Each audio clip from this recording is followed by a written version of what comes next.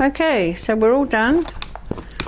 Just trim off any threads that are lying around and cut it out. Now you can cut this close to the stitching line without cutting the stitches, and then just dip your fingers in some water and run it along the edges, and what's left of this will just melt away. Okay, so that's those done. Of course you can add your bling.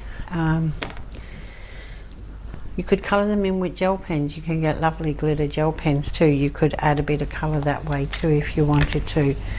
So that's those guys.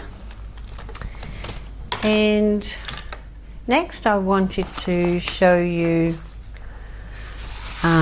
we might do this. No, we might do this. Now this is something I was playing around with the cutter. So I've actually cut this out in card and then used it on a Christmas card and put a sentiment in the center, but I thought this would be nice stitched as well.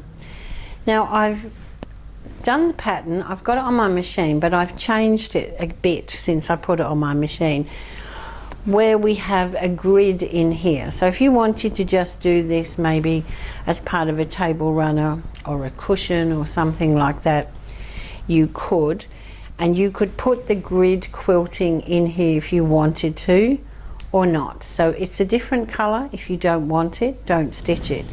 But if you were going to do it as a table runner, then you might also like to put something like this each side of it. So you could do, you know, a few squares and then join them together, so you've got a Christmas theme going for the table. So this is the same snowflake, just randomly placed with some quilting around it.